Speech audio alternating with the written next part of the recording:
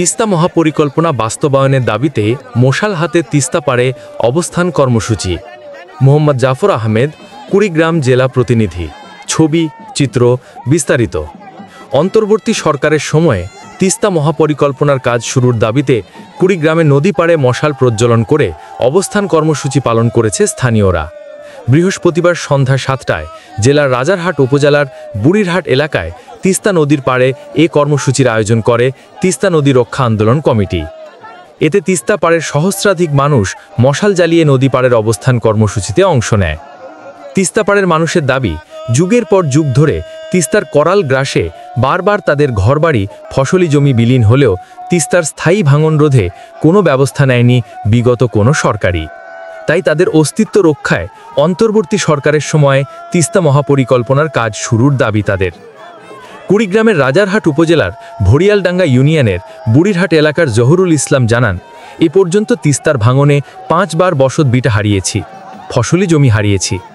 বছরের পর বছর ধরে শুনে আসছি তিস্তা মহাপরিকল্পনা বাস্তবায়ন হবে, কিন্তু হচ্ছে না। তাই এবার অন্তর্বর্তী সরকারের সময়ে তিস্তা মহাপরিকল্পনা বাস্তবায়নের দাবিতে মশাল মিছিল নিয়ে নদীর পাড়ে অবস্থান কর্মসূচি পালন করছি।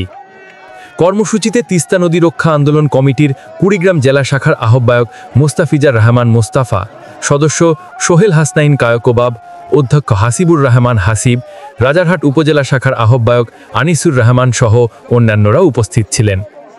তিস্তা নদী রক্ষা কমিটি কুড়িগ্রাম জেলা শাখার আহ্বায়ক মোস্তাফিজার রহমান মোস্তাফা জানান, প্রতি বছর তিস্তার ভাঙনে শত শত পরিবার বসতভিটা ও ফসলি জমি হারিয়ে নিঃস্ব হয়ে পড়ছে। অন্যদিকে বারবার প্রতিশ্রুতির তরেও বাস্তবায়ন হচ্ছে না তিস্তা মহাপরিকল্পনা। এজন্য তালবাহানা না করে তিস্তা পাড়ের হাজার হাজার মানুষকে বাঁচাতে অন্তর্বর্তী সরকারের সময় তিস্তা মহাপরিকল্পনার কাজ শুরু করার দাবি জানান তিনি। মোহাম্মদ জাফর আহমেদ, কুড়িগ্রাম, বিজয় 24 টিভি। আমরা দেখেছিলাম সেই সময় রংপুর বিভাগের একটি সমাবেশে তৎকালীন প্রধানমন্ত্রী তিনি ঘোষণা দিয়েছিলেন তিস্তা মহাপরিকল্পনা বাস্তবায়ন করার জন্য। সেটা বাস্তবায়ন না হওয়ার কারণে এই এলাকার মানুষ কষ্ট পেয়েছে, দুঃখ পেয়েছে, হতাশ হয়েছে। আমরা আজকে আমাদের 5টি জেলার তিস্তা পাড়ের মানুষ আজকে একত্রিত হয়েছি। আমরা আজকে রাজপথে নেমে এসেছি। ইতিপূর্বে আমরা 2 দিন ব্যাপী এখানে অবস্থান কর্মসূচি পালন করেছি। সেই কর্মসূচিতে আমরা দেখেছি সর্বস্তরের মানুষ এখানে নেমে এসেছিল। আমরা কৃতজ্ঞ আমাদের বিএনপির ভারপ্রাপ্ত চেয়ারম্যান জনাব তারেক রহমান এই এলাকার মানুষের সঙ্গে সেদিন তিনি সমর্থন জানিয়ে আমাদের পক্ষে বক্তব্য দিয়েছেন। আমরা এই জন্য কুড়িগ্রাম জেলাবাসীর পক্ষ থেকে তাকে ধন্যবাদ জানাই, কৃতজ্ঞতা প্রকাশ করছি। আমরা বলছি তিস্তা নদী রক্ষা আন্দোলনের প্রধান সমন্বয়কারী আসাদুল হাবিব দুলু ভাইয়ের নেতৃত্বে 5টি জেলার মানুষ আজকে আমরা রাজপথে নেমে এসেছি। সর্বশ্রেণীর মানুষ ঐক্যবদ্ধভাবে রাজপথে নেমে এসেছে তিস্তা মহাপরিকল্পনা বাস্তবায়নের লক্ষ্যে। আমরা চাই বর্তমান সরকার নির্বাচনের পূর্বে, তফসিল ঘোষণা হওয়ার পূর্বেই আমাদের এলাকার দীর্ঘদিনের দাবি, দীর্ঘদিনের স্বপ্ন। আপনারা জানেন বারবার, বিশেষ করে গত ফ্যাসিস্ট সরকার এই পানি নিয়ে আমাদের সাথে তামাশা করেছে। এই তামাশা করার কারণে এই সরকারের এই অঞ্চলের মানুষ নিশ্চিত রয়েছে, ভূমিহীন হয়েছে, ভালো ভালো সাধারণ সংসার নষ্ট হয়ে গেছে, ধ্বংস হয়ে গেছে।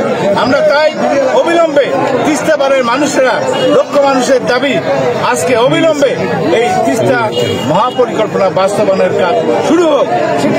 যে দেশের সাথেই হোক না কেন, এই সরকার পানি সম্পদ মন্ত্রী আমাদের পাশের জেলার সভাপতি এবং বিভাগীয় সাংগঠনিক সম্পাদক, আমাদের এই কর্মসূচির প্রধান সমন্বয় অধ্যক্ষ আসাদুল হাবিব দুলু মহোদয় এই বছরের প্রথম দিকেই এই আন্দোলনের ডাক দিয়েছেন। তখন ছিল শুষ্ক মৌসুম। সেই শুষ্ক মৌসুমে আমরা যে জায়গায় দাঁড়িয়ে কথা বলছি, এই জায়গায় আমরা 24 ঘন্টা আন্দোলন কর্মসূচি করেছি, অবস্থান ধর্মঘট করেছি। সেই অবস্থান ধর্মঘটে আমাদের দাবি ছিল, চরময় ছিল, সেই জায়গায় আমরা পানির ন্যায্য হিস্সা চেয়েছিলাম। করেছিলাম। সেই আন্দোলন আমরা জেলা শহর থেকে বিভাগীয় শহর পর্যন্ত আমরা পৌঁছে দিয়েছি। আপনারা জানেন এই বছরেই আমরা বিভাগীয় শহরে আন্দোলন করেছি, সমাবেশ করেছি এবং মানুষকে জানানোর চেষ্টা করেছি যে আমাদের এই তিস্তা মহাপরিকল্পনা বাস্তবায়ন দ্রুত করা হোক। কিন্তু এই যে অন্তর্বর্তীকালীন সরকার, এই সরকার আজও আমাদের সেই কথা শোনেনি। আমরা বলেছিলাম যে কোনো দেশের সাথে চুক্তি করে হলেও আমাদের